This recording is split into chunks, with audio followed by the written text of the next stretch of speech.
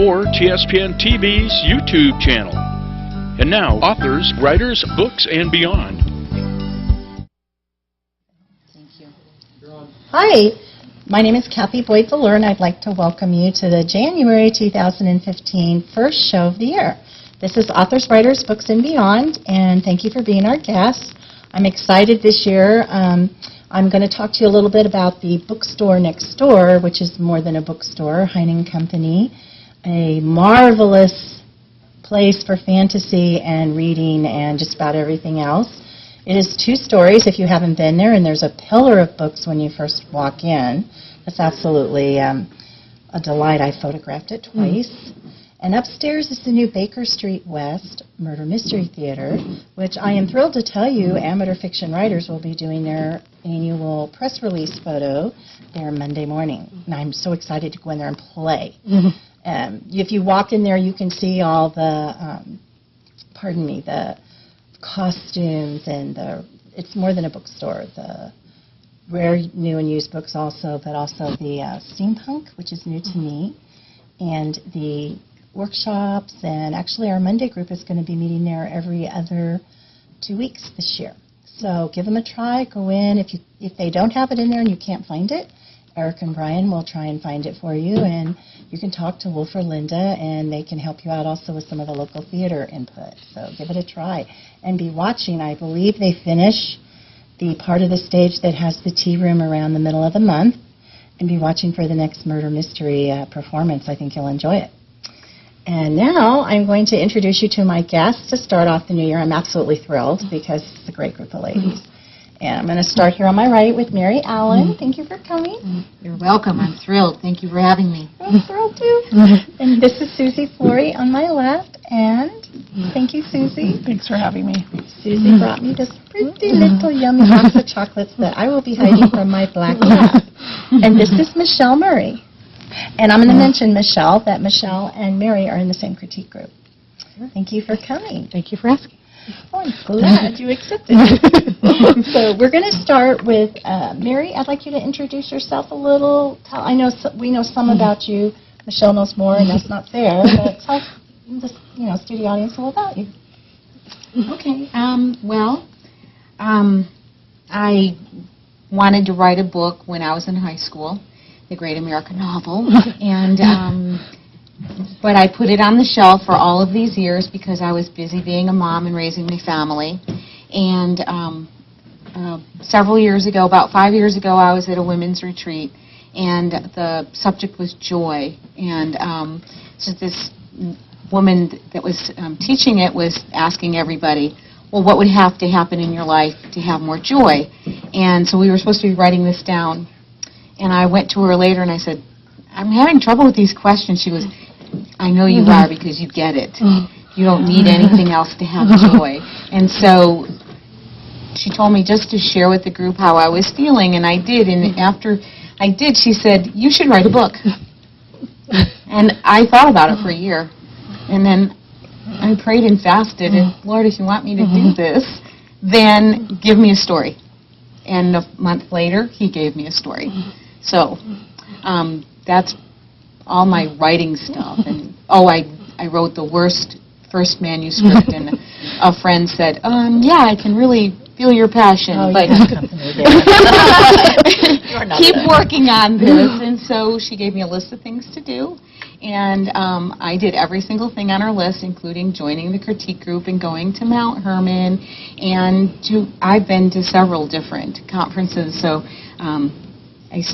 I rewrote the entire manuscript. So, Funny anyway, how that works. Yes. So that's a little bit about me. I'm married. I have 3 terrific kids, 2 terrific kids-in-law, and 8 terrific grandkids. Wow, 8 grandchildren. Blessing. Very much so. And what anniversary do you have coming up? I heard you saying earlier. 37. 8. One of those. It's been so great all these years that I can't keep track of it. But yeah, they're 37 or 38. That worked. That's been out in the other room. Hi, dear. Thank you. Yeah. Susie, will you share a little bit? I know about your books, but I don't know a lot about you. Sure. I was the kind of curious kid that drives teachers crazy. I was question girl. I always have been. I still drive my family crazy with questions and my kids. And I was always the kid, you know, raising my hand and asking my teacher every question in the book. And so I ended up in journalism. And I finally found other people who were as curious as I was and opinionated and, you know, passionate about truth and things like that. And so that's kind of how I came to writing, is through journalism. I started working at a paper when I was about 20 years old down in Los Angeles, and I got the opportunity to work for an old school newspaperman named Scotty Newhall, and he had been a former editor of the San Francisco Chronicle. Yeah, and so he sat at this old battered metal desk, and he had one of the vintage typewriters, like an Underwood typewriter. He had a peg leg, so you could hear him coming a mile away, stomping through the newsroom. We had a big old-fashioned newsroom, smoked a cigar, and pounded out stories on his paper. And he would let you know if he liked what you wrote or if he didn't like it. He would kind of come and say bad words right in front of you. And so at the time, I just thought he was hilarious and interesting and eccentric. Now, as I look back on it, I mean, what a education in writing. Yeah. So, Couldn't ask for more than that. yeah. And then I was a mom. I was a teacher. I did, you know, different. For a couple of years, I worked at a rubber stamp store at Arden Fair Mall. Did you really? Yeah. Yes. Sacramento. What did you teach? I taught English and journalism. Oh, okay. Yeah. That makes sense. Yeah. That helped me learn how to be organized, you know, with grades and curriculum and all of that. So that's helped me with my job a lot. Is it okay if I ask what school district? It was in Castro Valley, California, and it was a Christian school. Oh, okay. Redwood Christian, yeah. Okay. Which is in the East Bay. In the East Bay? Yeah. My dad taught in Sacramento and San Juan. That's why Okay. I just wondered. Yeah. Well, thank you. Yeah. And Michelle, you are third. You want to share about yourself with us? Well, I'm a teacher full-time. That's my day job, and then I get to write whenever I have other time. I teach middle school history and Bible, and I just have a ton of fun there. I lead a critique group for adults, and then I have a student writers group that I do after school, a club that encourages them, and they submit to our annual anthology, and we get involved in a lot of things like that. And I came to writing really late. It's only been about 7-8 years. And it was kind of a fluke kind of thing. I was going through a hard time in my life, and as I was coming out, I always have stories buzzing in my head constantly. And it was like a Friday night, and I got the beginning of a story, and Saturday I got more of it, and Saturday night had more of it, and Sunday morning I'm writing on the back of my bulletin trying to figure out, you know, putting an outline together and, you know, threw it all together in just like a month, and, you know, my time off. And it's like, that was bizarre, and that happened like 3 times. I had 3 novels in the spring before school was out that year, from February to the end of the year. It's like, I wonder if there's like rules to this kind of thing. So I did a 4-Saturday course through the adult ed through SAC, City Unified, and first thing they suggested is to get involved in a critique group. It's like, what in the world is a critique group? And stumbled on Inspire and got involved that way. It was kind of a surprise. I'm kind of on a roller coaster. It's like, all right, what are we going to do? And I've started a company this summer, and I'm going to self-publish. And what grades do you teach? 6th grade. 6th grade. Ooh, challenging grade. They're a lot of fun. They're at our school. They're the first time in middle school at 6th grade. So it's, you know, they're the new kids on the middle school campus, so they're still trying to figure out their way, and they don't, you know, they've got classes to change now and different teachers and different schedules throughout the week. So they're easier to keep a lid on usually. So, and I've got an awesome class this year. So. And I'm hoping you're going to tell me in 2015, they're really interested in reading and writing. Yes. One of our critique partners, Lori, does YA fiction, and she brought one of my books, and it hasn't stayed in the classroom yet, and she gave me a second copy, and it hasn't stayed in the library yet. So that would be Lori Sinclair. Lori Sinclair, yes. I'm hoping to have her on next month. It was so exciting being teachers. We had 2 teachers, a nurse, and I was a stay-at-home homeschool mom. Yeah. Interesting. Various different backgrounds for us. And you're a native Sacramento? I'm from the Bay Area. From the Bay Area. Yeah, I kind of grew up in the hills there with horses. Ah, with horses. Do you ever write about the... I have a horse book in the works right now. Oh. Yay. Anybody else interested in horses? My mother gave me all of my my stuff when I was a child recently, and I went through it, and I had a massive amount of horse collections, from figurines to books to scrapbooks to stories. It was apparently at one time in my life completely horse crazy. Very interesting. I'm a dog lady. Your book about the dog from the towers? Yeah. That is a powerful story. Well, we're going to be going to a little break here in a little bit, but before we break, I'd like to give you all something to think about for the next segment, because I'm going to ask you to share your passion. Susie, obviously, the revamped conference that you're heading, I'd love you to tell everybody about it. I think there's a lot of writers in this community that would be interested in commuting to that. And then we'll get into some of your brand new book, and you brought a stack of books too. So out there in TV land, excuse me, you have a very interesting segment to come back to. I hope you join us in that. If you want time to get a pen and paper notes to get the website and everything that Susie will be sharing, it is an excellent conference. I've gone to it in the past, and I know they've revamped it, but I highly recommend it. So we'll see you in a little bit. Thank you very much. Right on my left, and I have intentionally asked her to come because she has taken over a conference and they've made a few changes, and I think it's just a wonderful, wonderful opportunity for writers. So Susie, if you will take it from there. Yeah, so Pastor John Drury in Castro Valley, California, which is in the East Bay, had this conference that went for 21 years called the Christian Writers Seminar. And he decided to abandon it and retire up to the wilds of Washington and kind of leave us. And so he asked if I might be interested in helping to carry it on, and I said yes, but I'm going to need more people. So I asked 4 of my best friends to come on board with me, and it's taking 5 of us to do what John did. Wow. So, wow. Yeah. So we rebranded it. We're calling it the West Coast Christian Writers Conference, WCCW, and it's pretty much the same format. It's general sessions along with some workshops, but we added a worship band, which I'm really excited about, an all-girl worship band called Tapestry. We're going to have some TED Talks, and we're going to have something called the Lightning Talk.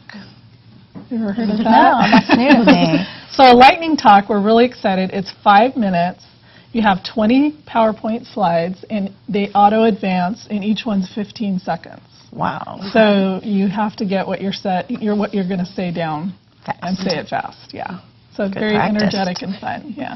And who are your workshop leaders? So our keynote speaker is Kathy Lipp.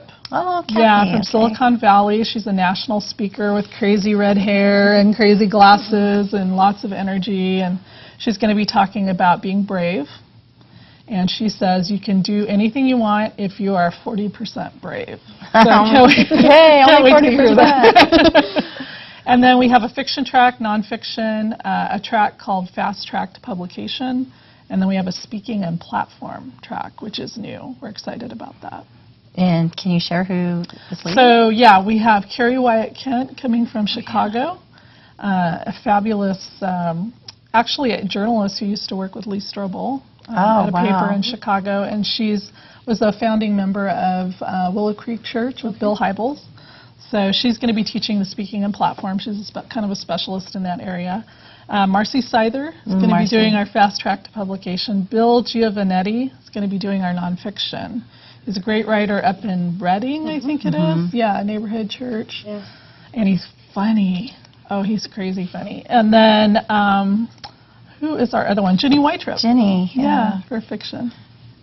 I love Ginny. Bill's a fellow bookie in my agency. Yeah, he has a great sense of humor. He's funny. And for the people that aren't familiar with it at all, can you give it a 1-day, 2-day time frame? So it's February 20 and 21st in Fremont, California, which is kind of just between Hayward and San Jose and the hills there. Beautiful location at Fremont Community Church. It's a Friday night and Saturday, all day Saturday, and we just have it packed full of things. We also have author panels. We have coaching and critique. We have, photography. We have all kinds of things going on. So really excited. Exciting, yeah. Big, very needed too, I might add. Just and for beginning, intermediate, advanced writers, can you give them an idea? Yeah, I would say for beginners, it's a safe nurturing place. We're trying to make it as friendly as possible because every year there are new writers who come and they want to run out the door. And that's exactly how I felt. My first conference was Mount Hermon, which is a wonderful Christian Writers Conference, but also at the time it was about 500 people. And I was scared to death and would have loved to have run home. I wasn't too embarrassed and hadn't spent the money on it. For intermediates, there's going to be some great industry information on the state of publishing, which is constantly changing, on self-publishing, indie publishing, hybrid publishing, also blogging. We're going to have a guy there who's going to do a TED Talk on video games and writing for Christian video games. So there's different ways to get the message out than just, a traditional book. Yeah, you have a wide range there you're offering. And then for advanced writers, the community and the networking and just connecting with other writers. Which is really important. Very. Very important. Thank you. You want to show the little postcard real quick? Yeah. I'm going to be putting some of these in the local community, so if you'd like to look into it further, they'll be in Ione, Sutter Creek, and Jackson at different places. Thank you. And I'm going to go to the other side now to Mary, who just had her first book come out. You want to share about that? Oh, yes, this is the story that God gave me. It's a fictionalized memoir, and I don't know. I'm really excited. I self-published it, and the reason I self-published it was because I'm also a speaker, so I wanted to have it with me. Okay. So if I give a little snippet of what's in it, then I can say, this is the rest of the story. And basically, it's just telling how I believe that we're all good enough for God. Because I think a lot of women struggle with that. They're not enough. They're not tall enough, thin enough, pretty enough, talented enough. I'm just not good enough. But the truth is that we are. We're good enough for God. He loves us. And so that's the basic storyline that goes through there, that we're good enough. Which a lot of women need to hear, actually. Yes, exactly. And then can I ask you how long it was on your heart where you went from having the story in your head and heart into the print? Well, it took 4 years to actually write the book, but it was about a year after that woman told me, you should write a book. It took me a year to actually decide maybe I should write a book. Yeah, okay, I'll do that. And so that's when I prayed about it, and I got the story. My brother actually told me the story. There's facts about our childhood that we know, and that's what we live with our whole life. And he asked me about this particular time in my life, what did I know? And I told him. And then he said, well, yeah, that's true, and here's the rest of the story. And it was one of those jaw-dropping moments. It was like, well, huh? What? Yeah. What are you talking about? That is not true. But I, verified everything, that it's absolutely true. And so I started to write about it. About 6 months I thought about it. I mulled it over in my head. Because the people in the story can be anybody. They can be your mom and dad or your best friends. And I wanted people to be able to relate with the people in the story, and I didn't want anyone to look like the bad guy or, these are really crazy people. We're all basically the same, So that's why I fictionalized it, so that people could get into the characters and say, oh, yeah, I felt like that. Too. Yeah. Yeah. Thank you for sharing. I think that was wise, too. Sometimes fictionalizing nonfiction helps to reach the readers more than our own personal story. Yeah. I have read nonfiction, and, oh, yeah, this is so-and-so's story. And then I can't relate with it. It's like, oh, yeah, she came back from the dead. I can't relate with it because it's her story. So that's why I did that. I wanted people to relate with it. Like, where can people find it? Well, it is available at inspiringvoices.com and Amazon.com. I think BarnesandNoble.com as well. Is it print only or also ebook? It's also ebook. That's right. You can get it in ebook. Okay. That's good to know. Well, I find that amusing because I don't do the whole ebook thing. Okay. Yeah, I mean, even on the back of my book, it says that, I just barely tolerate electronic gadgets. It's really hard. I'm one of those writers that still uses a pen and paper to write. She still writes longhand. So do I. Yeah. Wow. Yeah. I just prefer it. The whole laptop thing kind of stops up my creative juices. Like, I can't think. Give me a pen. So. And there it goes. There It just flows. It does. Well, be watching for it. You can find it for a Kindle then? Yes. In all the usual places. So, can you give them the title? Yes. Crying in the Morgue, Laughing in the Dark. Interesting title. Very interesting. Thank you. It's about joy. I think you guys might enjoy that. And Michelle, can you share some of what you've brought and what you're writing? I write all kinds of things. This is the anthology that the Inspire Groups puts out every year, and we put out one annually. We start accepting submissions for Inspire members in March, and they close in June. The next theme that's coming up is forgiveness. So, Forgiveness. yes, forgiveness. So, and I've been publishing all of these, and I'm also the head of the anthology team. So, yeah. So, that's the latest one that came out this fall. And I write myself fantasy, Christian fantasy. I love to live in a medieval castle. You can show another one. And then for my students, I write Bible curriculum. Oh, you do? Yes, I have found that most of the curriculum that's out there is story. Oh yeah, this is Bible curriculum. Let's throw in a verse. Oh, Bible, story. Oh, we need to make it applicable sometime. How can we connect this? And my philosophy is, if we aren't teaching the Word of God, heaven help us. So I have started writing Bible curriculum that uses a Bible as our textbook, and we walk through it, and the kids take notes just like we do in church. And so I hope to start publishing that this spring and start getting it in home schools and other Christian schools. And what way are you hoping to publish it? I will Andy publish it, and put it through Instagram and have it on POD, print on demand. And so it will be both print and ebook? No, it won't be in book because it's a workbook for the students. Okay. So it'll be a teacher's manual and a workbook. Okay, great. You can tell us more about it when we come back from break. I find that fascinating. And I have never read any of your fantasy. I would love to. You should. I know. She's awesome. Come back so you can hear more about that. Thanks for joining us, and we'll see you for segment 3.